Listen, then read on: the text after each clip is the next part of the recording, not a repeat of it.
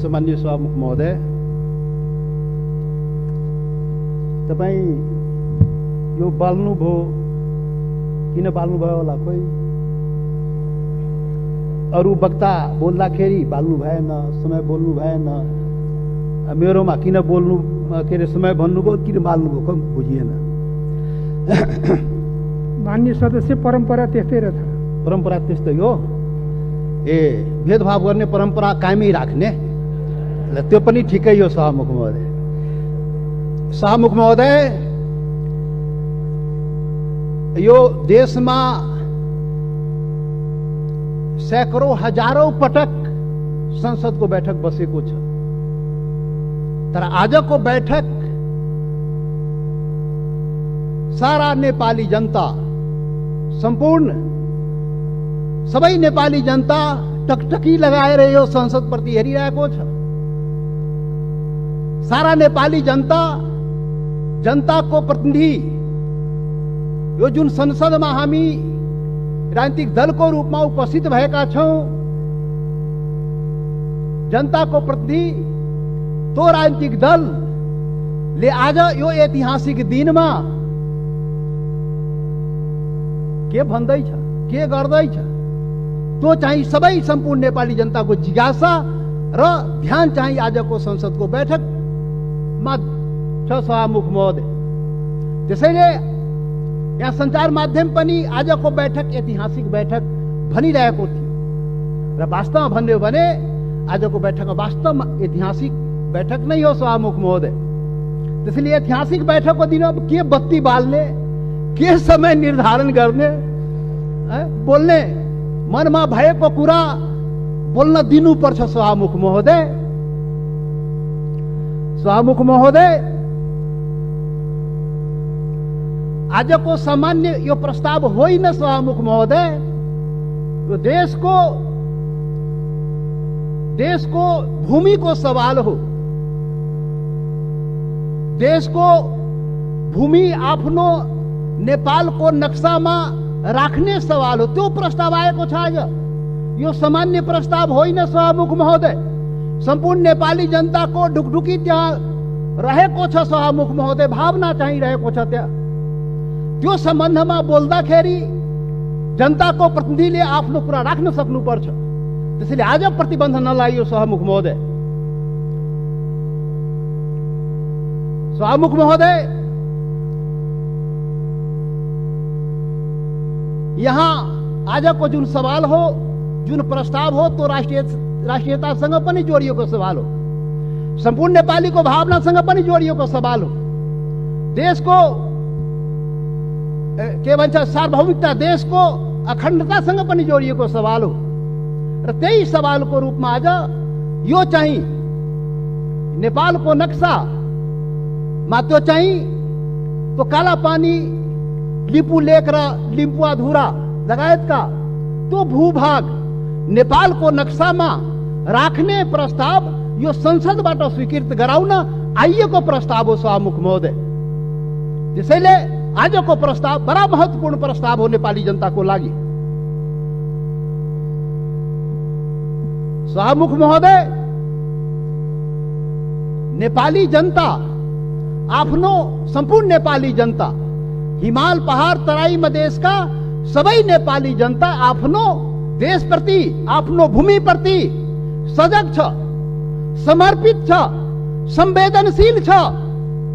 यो कुरा आज यो बैठकले देखाउन सक्नुपर्छ। आज यो कुरा हामीले आफ्नो कामबाट देखाउन सक्नुपर्छ। त्यो देखाउनुपर्छ, हामी देखाउला। सभामुख महोदय, यो गर्दाखेरि यहाँ अब के भनौं, विभिन्न आग्रह पूर्वाग्रहले पनि कुराहरू त सुनिन्छ। राष्ट्रियताको सवाल पनि एक लौटी रे, कसैको एक लौटी राष्ट्रियता रे। राष्ट्रियताको सवाल आउँदाखेरि त्यो मधेसीले राष्ट्रियताको कुरा गर्छ र गर्दैन नि। अरे राष्ट्रियता कसैको एक लौटी होइन, याद गर्नुहोस्। सभामुख महोदय, म सबैलाई आग्रह गर्न चाहन्छु, राष्ट्रियता भनेको सबैको, सम्पूर्ण नेपाली जनताको नेपाली राष्ट्रियता हो, कुनै एउटा वर्ग, एउटा जाति, एउटा समुदाय, एउटा क्षेत्रको राष्ट्रियता हुनै सक्दैन। यदि त्यस्तो राष्ट्रियता भयो भने त्यो पङ्गु राष्ट्रियता हो। त्यो राष्ट्रियता चाहिँ काम लाग्दैन। त्यो राष्ट्रिय एकतालाई सबल गर्न सक्दैन, बलियो पार्न सक्दैन शाहमुख महोदय। त्यसैले आजबाट राष्ट्रिय एकताको परिभाषा, राष्ट्रियताको परिभाषा र राष्ट्रवाद र राष्ट्रघातको परिभाषा ठिकसँग व्याख्या गरिनुपर्छ र बुझिनुपर्छ शाहमुख महोदय।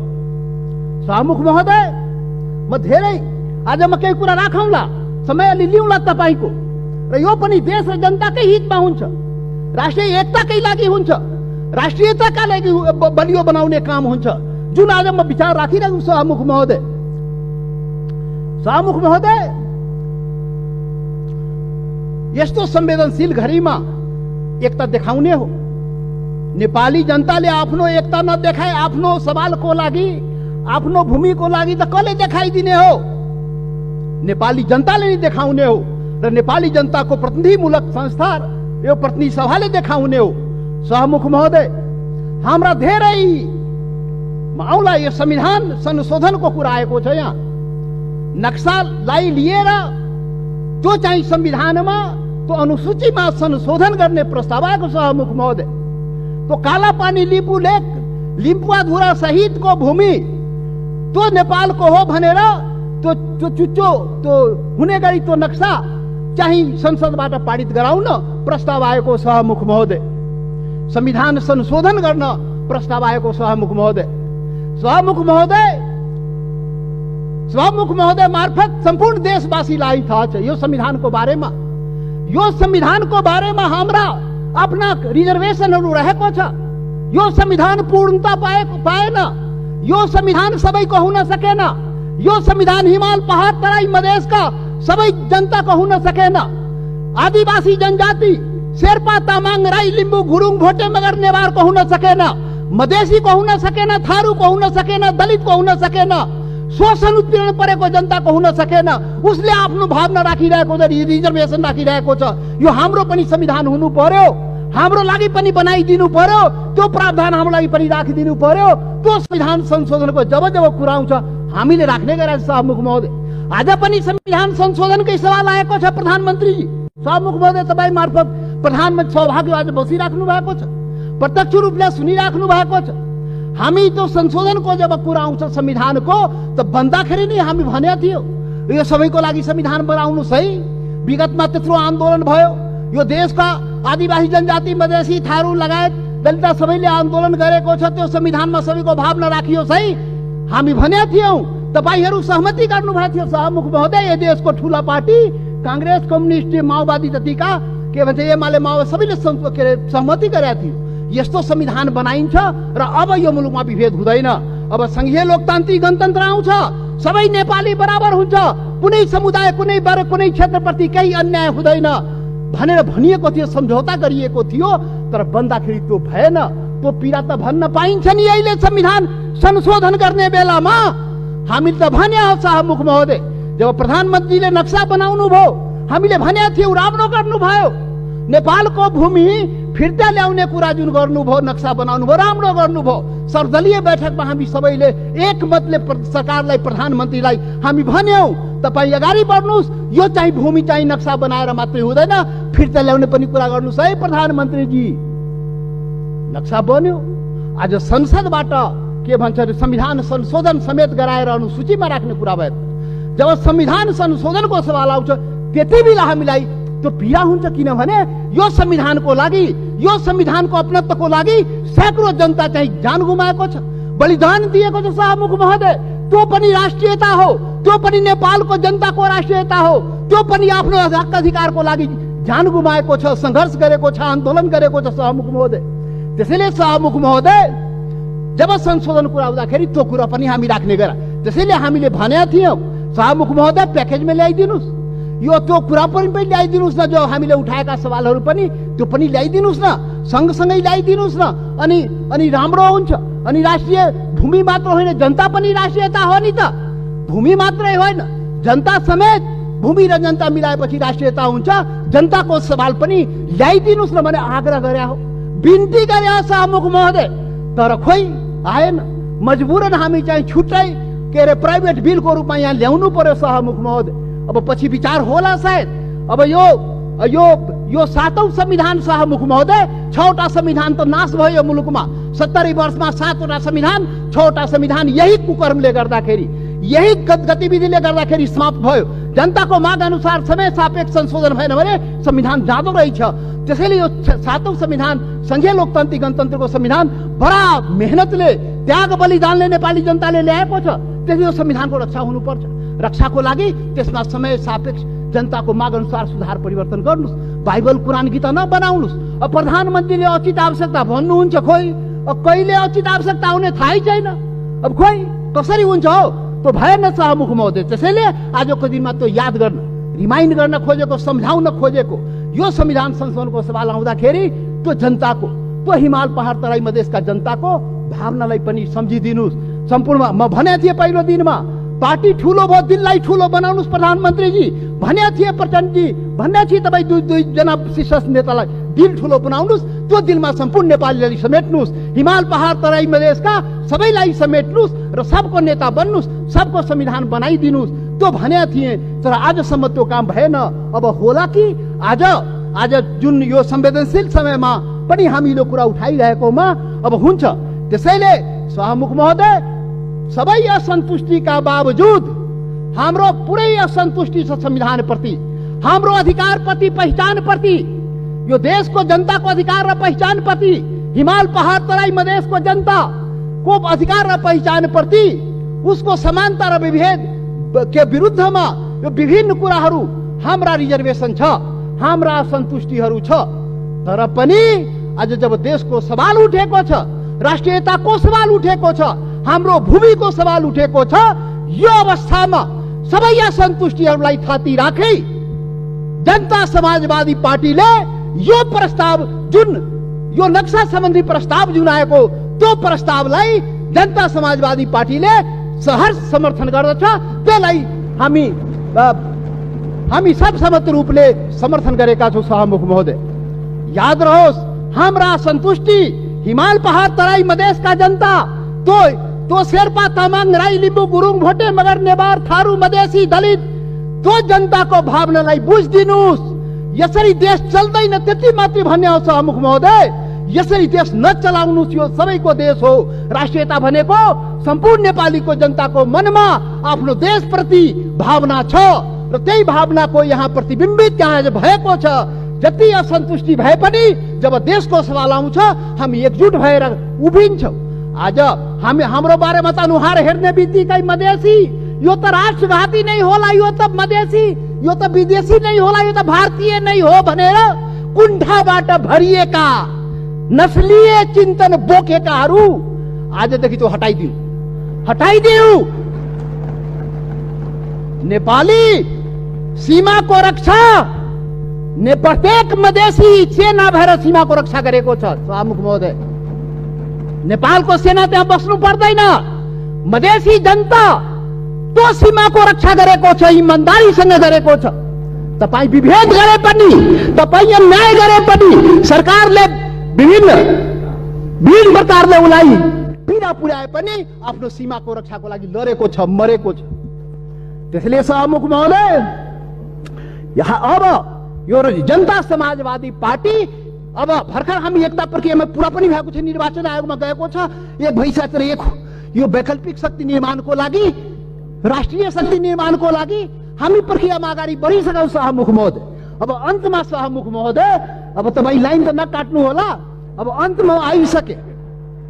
सभामुख महोदय, एउटा कुरा देशवासी जान्न चाहन्छ, ल यो फेरि राष्ट्रघात यो देशमा हुने हो कि? यो राष्ट्रघाती को हो यो देशमा? पहिचान गर्नु पर्यो। यो राष्ट्रघाती हो को यो देशमा? देश बेचुवाहरू को हो? अरे देश बेचुवाको खोजी हुनुपर्ने नेपाली जनताले त्यो पनि खोजिरहेको छ। अरे त्यो त हाम्रो छँदै थियो नि, त्यो जमिन, त्यो काला पानी लिपु लेक लिम्बुवा धोरा सहितको नक्सा त नेपालको नक्सामा त थियो 58 वर्ष पहिले। अरे कुन देश बेचुवाले देश बेच्यो? श्वेत पत्र खोइ जारी गरेको? श्वेत पत्र जारी गर्नु पर्दैन? टुडी खेलमा राष्ट्रघातीलाई झुन्ड्याउनु पर्दैन ढाकछोप गर्ने। अरे सभामुख महोदय, महाकाली सन्धि हुँदाखेरि अरे 25 वर्ष पहिले महाकाली सन्धि भएको थियो र यही संसदबाट पारित गराइएको थियो। त्यो महाकाली सन्धि कसरी भयो? अरे त्यसमै थियो नि महाकाली सन्धिमा लिपुले काला पानी लिम्बु अधुराको महाकालीको स्रोत, त्यो नदीको स्रोत मुहान कता, त्यो क्लियर भएको भए त हाम्रो जमिन मिचिन थियो र किन भएन? यही संसदबाट पारित गराइएको थियो। कसले पारित गरायो? कसले सम्झौता गर्यो? कसले पारित गरायो? म त सुनेको छु, त्यति बेला म सांसद थिइनँ। पार्टी पनि फोरेर पारित गराइयो भयो। अरे कस्तो राष्ट्रवादी काम गरे हो? महाकालीलाई संसदबाट पारित गराउँदाखेरि त्यो मुहानको चाहिँ महाकालीको मुहानको चाहिँ पत्तो नलाउने र त्यसलाई चाहिँ संसदबाट पारित गर्ने। त्यसैले राष्ट्रघातीको पहिचान हुनुपर्छ सभामुख महोदय। सकी नै लाग्यो सभामुख महोदय, यो राष्ट्रवादी कुरा हो, यो खोखला राष्ट्रवादी कुरा होइन। यो राष्ट्रघातीलाई पर्दाफास गर्नुपर्छ नेपाली जनताको बीचमा। को राष्ट्रवादी हो यो देशमा? राष्ट्रघाती मधेसीलाई राष्ट्रघाती भन्ने, मधेसीलाई राष्ट्रवादी नभन्ने। मधेसी जनता, यो देशको मधेसी जनतालाई त्यसरी औँला ठुर्याउने काम कसैले नगरोस् राष्ट्रवादको मामलामा। सभामुख महोदय, कतिचोटि अग्नि परीक्षा दिने हो, कतिचोटि प्रमाण दिने हो हामी? यस्तो अग्नि परीक्षा नलिनुहोस् सभामुख महोदय। सम्पूर्ण नेपाली जनतालाई आज म यो रोस्टमबाट आग्रह गर्न चाहन्छु, यस्तो अग्नि परीक्षा नलिनुहोस्। त्यो मधेसी जनता त्यो प्रति अन्याय नगर्नुहोस्, यो देशको आदिवासी जनजाति प्रति अन्याय नगर्नुहोस्, त्यो थारूमाथि अन्याय नगर्नुहोस्, त्यो दलितमाथि अन्याय नगर्नुहोस्। कुटी मार्दियो त दलितलाई। माननीय सदस्य, तपाईँ बोल्दै गर्दा थाहा भएन, मैले 7 मिनेट समय थपेँ। सकिहाले भए 1-2 मिनट सकिहाल्छु। त्यसैले सभामुख महोदय, यति संवेदनशील समयमा पनि सभामुखले मलाई 2 चोटि टोकिसक्नुभयो। कसरी हुन्छ खोइ बुझ्न सकिएन। लकीरका फकीर। अब प्रधानमन्त्री बन्नुपर्छ समय किटान नहुनलाई। यहाँ प्रधानमन्त्री भएर उहाँ प्रचण्डजी र देउपाजी बोल्दाखेरि समय किटान नहुन, किनभने प्रधानमन्त्री। अब जनता समाजवादी पार्टी यो देशको प्रधानमन्त्री भएर अनि रोस्टमा आएपछि बल्ल त्यो समय पाउने भयो सभामुख महोदय। ठिक छ, त्यो पनि देखाउला, त्यो पनि नेपाली जनताले देखाउँछ। वेट गर्नुहोस्। अब राष्ट्रवादी राष्ट्रघातीको पहिचान पनि नेपाली जनताले गरेर त्यसलाई टुरी खेलमा झुन्ड्याउनु पर्यो, श्वेत जारी गर्नु पर्यो। प्रधानमन्त्रीजी, सरकारलाई हाम्रो आग्रह। त्यसैले अन्तमा अब सभामुख महोदय, अब हात जोडेर प्रधानमन्त्रीलाई के म प्रार्थना गरेको भने, यो कागजमा कोरेर नेपाली जनता पाउँदैन। त्यो जमिन चाहियो के, त्यो जग्गा चाहियो नेपाली जनतालाई, भूमि चाहियो। यो चाहिँ समय, यो लोड सेडिङ जस्तै बत्ती आए जस्तै नक्साबाट उडाइदिने, फेरि राखिदिने, अनि कुर्सी बचाउनलाई राख्या हो कि के हो त्यो पनि मान्छेले भन्छ। के हो अब के हो? त्यसैले सभामुख महोदय, त्यो जमिन फिर्ता ल्याइदिनु पर्यो। प्रधानमन्त्रीजी, सरकारले वार्ता गरेर फेरि वार्ता हेर्नु सभामुख महोदय। यो बडा संवेदनशील कुरा म भन्दैछु। नेपाल भारतको सम्बन्ध सिंहदरबार र दिल्ली दरबारले बनाएको होइन, याद गर्नु होला। यो देशको प्रधानमन्त्री केपी ओली र मोदी, नरेन्द्र मोदीले बनाएको सम्बन्ध होइन, यो दुई देशको जनताको बीच बनेको सम्बन्ध, हजारौं वर्षदेखि बनेको सम्बन्धको कडी हो। त्यो हर प्रकारको सम्बन्ध जनताको बीचमा छ, खुला सीमा छ। करोडौं जनता जो तपाईको जनता मधेसको जनता हो, त्यो त्यसको उपभोग गरिरहेको छ। ऊ आफ्नो दाल नुन चिनी कसरी आउने हो, दवादारको त्यो आफ्नै स्तरबाट त्यहाँबाट ल्याउँदो रहेछ। नेपाल सरकारलाई थाहा नभए मतलब नभए पनि चलिरहेको छ। त्यो सम्बन्ध हो, विशेष सम्बन्ध हो। त्यसैले वार्ता राम्रोसँग गर्नुहोस् र भूमि फिर्ता ल्याउनुहोस्, वार्ताको माहौल बनाउनुहोस्, वातावरण बनाउनुहोस्। यहाँ संसदमा उल्टा पल्टा कुरा गरेर सम्बन्ध के छ माहौल बिगारेर त चाहिँ अलि अप्ठ्यारो भइजान्छ सभामुख महोदय।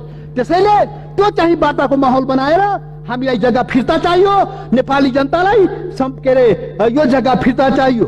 त्यसैले अब जनताले के भन्छ भने, यो कोरोनाको अवसरमा जनताको जीवन रक्षा नगर्ने सरकारले हाम्रो भूमिको रक्षा गरिदिन्छ भने जनताले भनिरहेको छ। त्यो चुनौती तपाईको अगाडि छ। जनताको जीवनको रक्षा पनि गर्नुपर्छ, हाम्रो भूमिको रक्षा पनि गर्नुपर्छ। धन्यवाद।